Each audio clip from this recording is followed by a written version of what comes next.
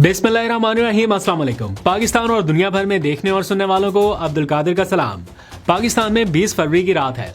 अली अमीन गंडापुर ने मांग ली है माफी। किस बात पर, इस व्लॉग में जानिए। गुस्से की वजह से किसी का दिल दुखा है तो मुझे परवाह किसी की नहीं है, लेकिन फिलहाल के लिए आई एम सॉरी। फिलहाल के लिए आई एम सॉरी। साथ ही सुहेल अफरीदी की रिहाई फोर्स का जो एक प्लान था या तजवीज़ थी उसे मुस्तरद कर दिया गया है और ये मामला जाएगा वापस पीटीआई की सियासी कमेटी में। क्या तजवीज़ दी जा रही है, इसके ऑल्टरनेट वो भी आपको बताता हूँ। और साथ ही सुहेल अफरीदी के खिलाफ प्रोपेगेंडा करने वाली वीडियो का करेंगे ड्रॉप सीन, क्योंकि एक्चुअल वीडियो सामने आ गई है। फ्रेम बाई फ्रेम आपके सामने रखेंगे कि एक्चुअल मंजरनामा था क्या और उसे बताया गया क्या। और फिर इमरान खान को आज के दिन सुप्रीम कोर्ट से मिला है एक रिलीफ, इमरान खान वर्सेस शहबाज शरीफ केस में। ये सारी डिटेल्स एक एक करके आप जान पाएंगे, लेकिन पहले जरा सी बात करते हैं उस बहस पर जो आने वाले दिनों में आपको कौमी मंजरनामे पर छिड़ती दिखाई देगी, यानी कि नेशनल गवर्नमेंट का क्या। उस हवाले से आज एक अहम प्रेस कॉन्फ्रेंस हुई, उस पर हम पहले व्लॉग कर चुके हैं, तो मैं बहुत ज़्यादा डिटेल में नहीं जाऊंगा। लेकिन एक तजवीज़ दी गई है या एक वो क्या कहते हैं ना, कार्ड मार्केट में फेंका गया है कि ज़रा चेक करें कि माहौल क्या है, टेम्परेचर क्या है, मार्केट का रिस्पांस क्या आता है, आप लोगों की जानिब से रद्द-ए-अमल क्या आता है। तो तजवीज़ ये दी गई है कि पाकिस्तान में एक नेशनल गवर्नमेंट बना दी जाए, यानी कौमी हुकूमत, और 3 साल के लिए ये कौमी हुकूमत चले। इसमें जो अभी की मौजूदा जमातें हैं जैसे पीपल्स पार्टी और मुस्लिम लीग नून, ये तो रहे ही रहे, लेकिन साथ में इसमें पीटीआई और जो मौलाना फजलुर रहमान साहब की पार्टी है इसको भी शामिल कर दिया जाए। लेकिन ये सारा कुछ मुमकिन कैसे होगा, इसका फॉर्मूला क्या होगा, हुकूमत बनेगी कैसे, ये हुकूमत घर कैसे जाएगी और नहीं बनेगी, इसके बारे में डिटेल आपको बताता हूं। लेकिन पहले जरा सी बात करते हैं इमरान खान की सेहत के हवाले से, क्योंकि इस टाइम वो मामला ज्यादा इंपॉर्टेंट है अपोजिशन इत्तेहाद की नजर में। आज भी हम देखते रहे पूरा दिन, आप अगर ट्विटर खोलें, सोशल मीडिया खोलें, तो आपको पूरी टाइमलाइन के ऊपर ऐसी आवाज़ें दिखाई देती हैं, सुनाई देती हैं जो इमरान खान के हक में उठ रही हैं, और पाकिस्तान से नहीं, इंटरनेशनल कम्युनिटी की जानिब से। और हर दूसरा अहम शख्स जो है वो इमरान खान के हवाले से आवाज़ उठाता दिखाई दे रहा है। कोई सेलिब्रिटी है, कोई स्पोर्ट्समैन है, कोई किसी भी शोबे से ताल्लुक़ रखता है, कोई इंसानी हकूक़ की तंजीमें हैं। इमरान खान का ये जो रिसेंट मामला है ये दबने में नहीं आ रहा और इसके ऊपर मुसलसल आवाज़ें उठती आ रही हैं। अब इमरान खान को अस्पताल मुंतकिल करने के हवाले से जो उनकी टाइमलाइन है, उनके इंजेक्शन लगने की टाइमलाइन, वो बहुत करीब आती जा रही है। यानी पिछले महीने 25 तारीख को उनको इंजेक्शन लगा, तो अगला इंजेक्शन इस माह की यानी 25 फरवरी को लगना है। उसके लिए उन्हें अस्पताल मुंतकिल किया जाना ज़रूरी है। ऐसा नहीं हो सकता कि वो सारी फैसिलिटीज़ अडयाला जेल मुंतकिल की जाए और वहाँ पर इंजेक्शन लगाया जाए। तो इसलिए आज हुकूमती वज़ीर ने इस हवाले से एक जर्नलिस्ट से बात की, और जो सारे इस बराह रास्त प्रोसेस में शामिल रहे हैं, इमरान खान को मेडिकल फैसिलिटी, उनका ट्रीटमेंट या जो मेडिकल रिपोर्ट्स उनकी बनी, और पीटीआई के साथ राब्तों में तारिक फजल चौधरी, ये बड़े इन रहे हैं इस सारे मामले पे। आज उन्होंने हमारे एक दोस्त जाहिद फारूक मलिक से बात की, और उन्होंने जब पूछा कि कब इमरान खान को अस्पताल मुंतकिल कर रहे हैं, तो उन्होंने बताया कि 25 तारीख को उन्हें इंजेक्शन लगना है और उन्हें अस्पताल मुंतकिल किया जाएगा सिर्फ इंजेक्शन के लिए। क्या कहा उन्होंने, ज़रा सुनिए। देखिए, जो उनकी आंख का मामला है, 25 जनवरी को उन्हें एक इंजेक्शन दिया गया है, 2 मजीद अभी लगने हैं। उसके लिए जो मुजव्वज़ा तारीख है वो दूसरे इंजेक्शन के लिए 25 फरवरी है, और उसके मजीद 1 माह बाद तीसरा इंजेक्शन उन्हें लगाया जाएगा। The best available facility in Pindi and Islamabad इंशाल्लाह। तो उनके इसका मतलब हुआ कि उनको हॉस्पिटल से हॉस्पिटल शिफ्ट किया जाएगा इंजेक्शन के लिए? जी, क्योंकि ये जो इंजेक्शन हैं ये टर्शरी केयर फैसिलिटी में ही लगाए जा सकते हैं, और इनके लगाने के लिए उन्हें हॉस्पिटल ही ले जाया जाएगा, लेकिन सिर्फ इंजेक्शन लगाने की आता है। तो तारिक फजल चौधरी के मुताबिक आने वाले 5 दिनों में किसी भी वक्त इमरान खान को अडयाला जेल से अस्पताल मुंतकिल किया जाना है। अब करते हैं नहीं करते, आने वाले कुछ दिन इस हवाले से क्रूशल रहेंगे, इसके ऊपर ज़रा नज़र रखेंगे। मीनवाइल इंटरनेशनल मीडिया हेडलाइंस लगा रहा है। इवन ये जो मुमकिना मुबैना डील के हवाले से बातें चल रही थी, इस पर भी इंटरनेशनल हेडलाइंस चल रही हैं कि हुकूमत ने ऑफर की और इमरान खान ने मुस्तरद कर दिया। ये इंटरनेशनल हेडलाइंस जो हैं ये थोड़ी मुश्किल का बायस बनी हुई हैं कुछ लोगों के लिए, और वो ये समझते हैं कि ऐसा नहीं होना चाहिए था। इसीलिए राना सनाउल्लाह साहब की इन गुफ्तगू के ऊपर या इन बातों के ऊपर बहुत स्ट्रॉन्ग रिएक्शन आया है। अच्छा, अब इमरान खान की रिहाई, उनके अस्पताल मुंतकिली और ये सारे जो मामला हैं, जो आज भी कुछ लोगों से बातचीत हुई, मैं कुछ लोगों के साथ बैठा हुआ था जो इन सारे मामला पे काफ़ी नज़र रखते हैं। इन्फॉर्मेशन तो किसी के पास भी नहीं है, मैं आपको बड़ा वाज़े बता रहा हूँ, ना मेरे पास है ना उनके पास है। लेकिन हालात को देखते हुए जब हम ज़रा डिस्कस करते हैं कि क्या चल रहा है, क्या हो सकता है, जैसे आप लोग भी पूछते हैं कि क्या हालात है, क्या चलता है, तो उस सेंस में मैं आपको बता रहा हूँ, ऐसा लगता है कि जैसे जो आने वाले 6 महीने हैं वो ऑब्जर्वेशन के तौर पे लिए जा रहे हैं कि देखते हैं इधर का माहौल किस साइड क्या है, कितने अच्छे बच्चे बन के रहते हैं, दूसरी साइड ऑब्जर्व कर रही है कि चलें जहां इतना टाइम दिया वहां ये 3-4 महीने 5 महीने और देते हैं कि क्या कुछ मामला बेहतर हो सकते हैं। ये ना हो कि बेहतरी की तरफ जाते जाते फिर कोई 26 नवंबर जैसा वाकया और फिर हम 1 साल पीछे चले जाएं। तो ऐसा लग रहा है दोनों साइड्स एक दूसरे को ऑब्जर्वेशन टाइम दे रही हैं और इसी दौरान जो कौमी हुकूमत का मामला है वो फ्लोट किया जा रहा है कि जनाब इस फॉर्मूले पे आए, क्योंकि उसकी रीज़न क्या है, क्यों समझते हैं कि कौमी हुकूमत की तरफ आना चाहिए, उसकी बुनियादी वजह क्या है, क्यों इमरान खान मानेगा, क्यों बाकी फ्रीकैन मानेंगे, ये क्वेश्चन है ना मेन। तो इसका जो जवाब मिलता है वो ये कि इस तरह तो मामला आगे चल नहीं रहे। इमरान खान का जेल में होना इटसेल्फ एक प्रॉब्लमेटिक सिचुएशन है, तो इससे आगे चीज़ें बढ़ नहीं रही और ख़तरा यह है कि अगर इमरान खान जेल से बाहर आता है तो फिर जो मौजूदा सेटअप है उसके लिए मुश्किलात रहेंगी, यानी वो सियासतदानों के पीछे जा सकता है, इंतकामी कार्रवाइयों का खदशा है और भी बहुत सारे मामला हैं जो हर किसी का एक खौफ रहता है ना कि अगर इमरान खान बाहर आया दैट मीन्स जैसे राना सनाउल्लाह साहब कहते हैं कि वो तो ये चाहता है कि मैं आपकी जगह आ जाऊं और आप मेरी जगह आ जाए। तो ये इस टाइम ख़तरा मौजूद है। इस खतरे को कम करने के लिए ये एक तजवीज़ लाई गई है कि सबको ही हुकूमत में शामिल कर दे, कोई ऑपोजिशन में रहे ही ना। जब कोई ऑपोजिशन में जाता है उसको ये खतरा होता है कि जनाब अब मेरे खिलाफ कार्रवाइयाँ होंगी, तो क्यों ना एक नेशनल गवर्नमेंट जो है वो फॉर्म कर दी जाए जिसमें सारे ही शामिल हों, इमरान खान भी हो, बाकी भी सारे हों। तो मैंने आज फवाद चौधरी से पूछा कि आप चाहते हैं कि नेशनल गवर्नमेंट बना दी जाए, यानी इमरान खान उनकी पार्टी वापस पावर में आए, तो अगर किसी ने माइनस करने की कोशिश की है तो वो क्यों चाहेंगे कि इमरान खान या उनकी पार्टी पावर में आए, हुकूमत में आए? पहली बात तो ये है। उनका जवाब ये था कि उनके नुमाइंदे जो हैं वो हुकूमत में शामिल होंगे। जिन्होंने माइनस करने की हर मुमकिन कोशिश की है वो इमरान खान को नेशनल गवर्नमेंट में देखने के लिए तैयार होंगे। इमरान खान के नॉमिनीज को तो तैयार होना चाहिए, वैसा तो इसका प्रॉब्लम मतलब ये तो फिर माइनस इमरान खान, तो आसिफ जरदारी और शहबाज शरीफ भी नहीं होंगे।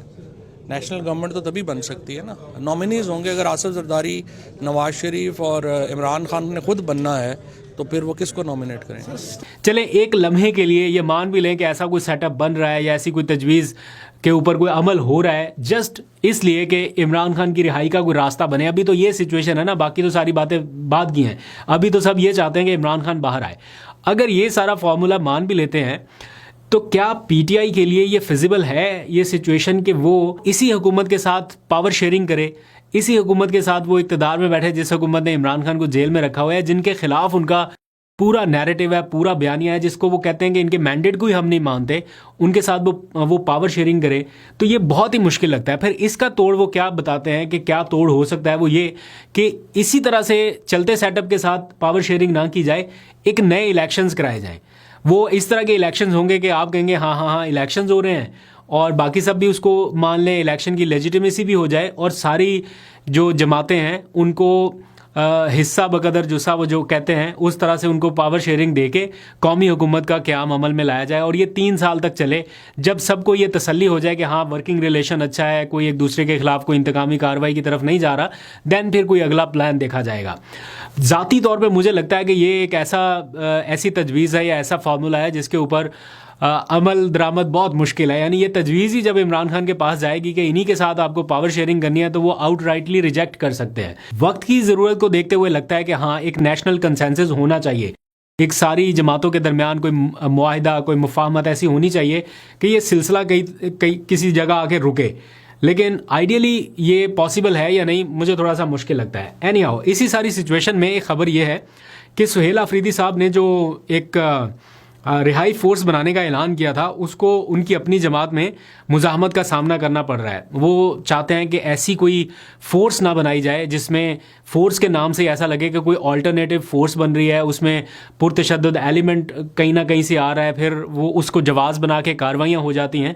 तो इसलिए इसको रिहाई रज़ाकार का नाम दे दिया जाए। अली मोहम्मद खान ने ये तजवीज़ दी है, जबकि बाकी लोग कह रहे हैं कि इसको अनाउंस करने से पहले बेहतर था कि सियासी कमेटी में ले जाते और वहाँ से इस पर मुशावरत करते दैन आते। तो अभी इसको सियासी कमेटी में ले जाके वहाँ पे मुशावरत होगी। मीनवाइल अली अमीन गंडापुर ने माफ़ी मांगी है। उस तरफ आने से पहले ये जो सुहेल अफरीदी साहब की वीडियो का एक चर्चा चल रहा था, वीडियो शूटिंग वाला, उस पर बेचारे कैमरामैन को भी रगड़ दिया, सुहेल अफरीदी के ऊपर भी तनकीद हो गई। ये ज़रा आप क्लिप देखिए, ये एग्जैक्ट उस टाइम का क्लिप है जब सुहेल अफरीदी उस जगह से निकल के उस मुकाम तक गए जहां पर लग रहा था कि शूटिंग हो रही है। ये सारा मंजरनामा एक्चुअली हुआ क्या, ये आप क्लिप देखते जाइए, साथ साथ आपको आइडिया होगा कि सुहेल अफरीदी जब मजमे में मौजूद थे, इस दौरान उनका किसी से फ़ोन पे रब्ता हो रहा है और वो फ़ोन सुनते सुनते ही जा रहे हैं। उनकी कोई नज़र नहीं है कैमरामैन की तरफ, ना वो इस चीज़ से बाखबर है कि कोई उनके विजुअल्स बना रहा है, कोई उनकी तस्वीर बना रहा है, क्योंकि जहां पर वो मौजूद रहेंगे बतौर वज़ीर आला, आगे पीछे कहीं ना कोई कैमरामैन होता ही है और कैमरामैन इसी तरह से शूट करते हैं। तो वहाँ पर नकाश साहब मौजूद थे और उन्होंने जब देखा कि वज़ीर आला बिल्कुल पब्लिक से अलग जाके खड़े हैं, फ़ोन सुन रहे हैं, तो उन्होंने अपनी वो कैमरामैन को ज़रा एक होता है ना कि अच्छे अच्छे शॉट्स निकालने, तो वो उन्होंने फ़ोटोग्राफी शुरू कर दी। ये एग्जैक्ट उस टाइम की वीडियो है जो वो बना रहे थे, जो वो शूट कर रहे थे। तो उससे पहले क्या बताया गया, ऐसा लगा कि जैसे सुहेल अफरीदी अलग से जाके खड़े हो गए और फ़ोन सुनते हुए उन्होंने तस्वीरें बनाई। ये कोई 8, 10, 15 साल पहले होता था, फ़ोन कान को लगाया तो तस्वीरें हमने भी बनवाई हुई हैं, तो वो पोज मारना, ये अभी का ये सीन नहीं है, ये कोई बहुत पुरानी चीज़ें होती थी।